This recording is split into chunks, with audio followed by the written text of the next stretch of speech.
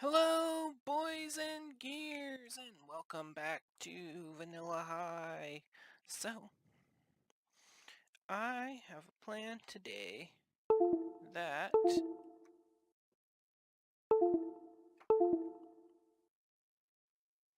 involves, let's see here,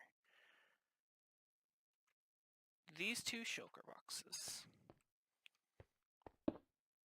Boop and boop.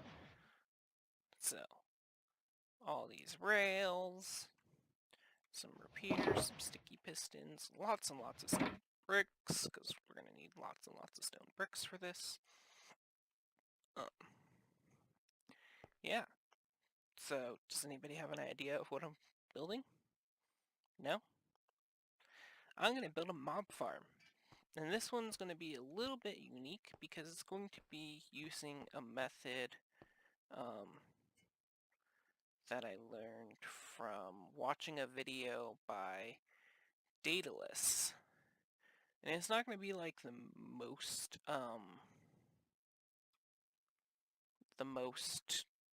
efficient farm out there, but it is going to be unique.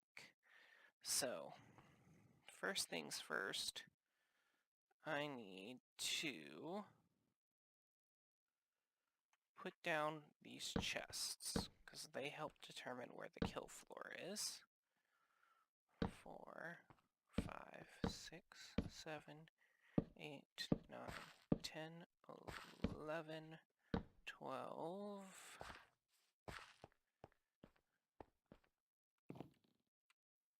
13, 14, 15, 16, 17. Okay. So, that's going to be one pillar. That's going to be another pillar.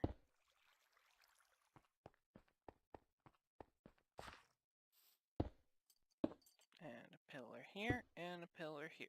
Okay. Now we go up. I believe it's 24 blocks. Well, anyway, I'm going to time-lapse this whole deal. And, then show you guys it afterwards and explain how it works. So, I'll see you guys after that.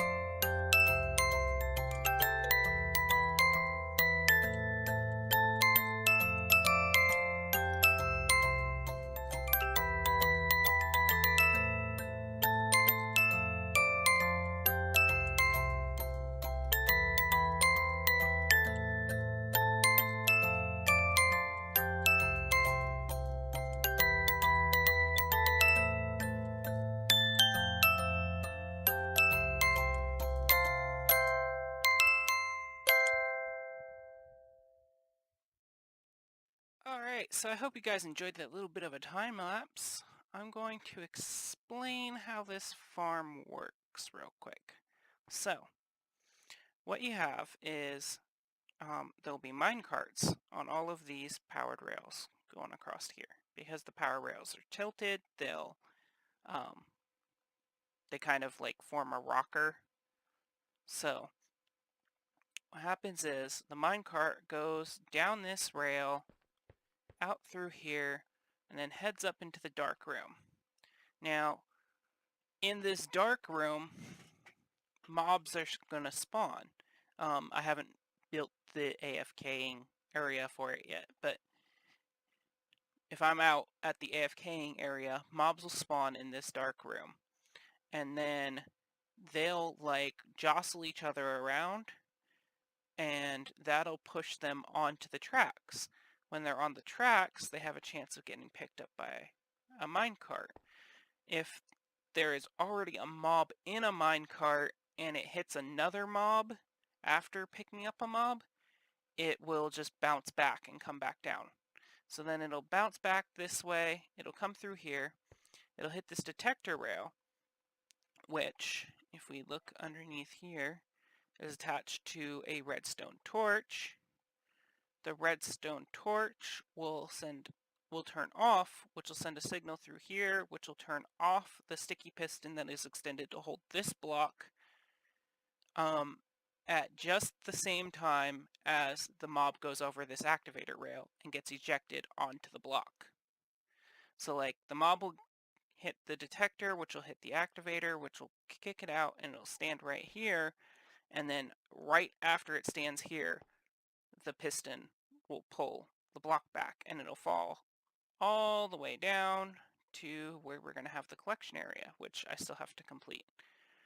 But I just wanted to show you guys the idea and how it works, and yeah, so I still have a few things that need to be done, but I wanted to show you guys that stuff first. And yeah, so I'll catch back up with you guys when the farm is fully complete. Alright, and we're back. The only thing I haven't done is I haven't gone and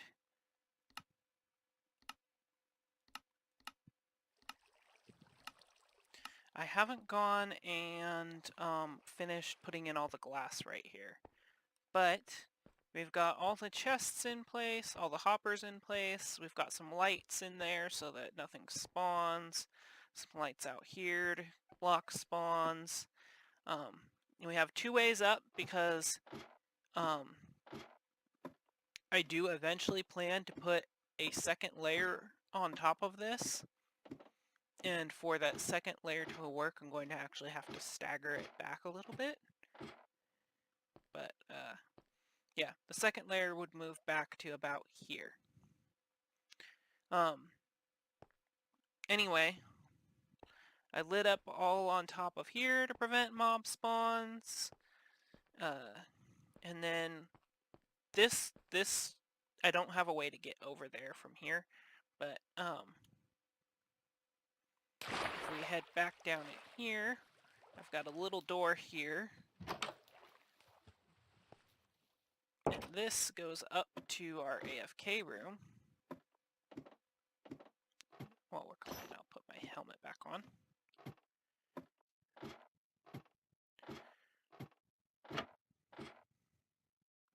Little trap door so we can stand up here. So the way it works is when we come over here, we come up here to this little AFK room, we flip this lever, and that turns on the powered rails and sends all the mine carts through. Right now, as you can see, there is a ton of people online, so we're not really getting any spawns. But maybe when there's less people online, we'll get a little bit more spawns from it. I think actually from the redstone testing I did, it's better to stand right about here, because then it loads up that whole machine. But as you can hear, it's working perfectly. So, hopefully it'll work well. But yeah, that's it. So let me just take my helmet off again real quick so that way I can talk to you guys. So this design was by a guy named Dataless. I'm going to link his video for it down in the description. I don't know how well it's going to work on the server because it's a server and, you know, servers cause issues. But I have tested it in a single player world and with like super optimal conditions. Like it was built low down in the world. It was built in a void world, so there wasn't really anything else for them to spawn, stuff like that. And it did decent. Not as good as like your standard ones, but I wanted something different, and so I thought this would be fun. The other thing I wanted to say was huge thanks to EvilTurtleKabob because he helped donate a bunch of stuff for me to build this farm, and that really helped us get it done today instead of having to wait and put this video out on a different day. So, hope you all enjoyed, and I'll see you guys next time. Bye!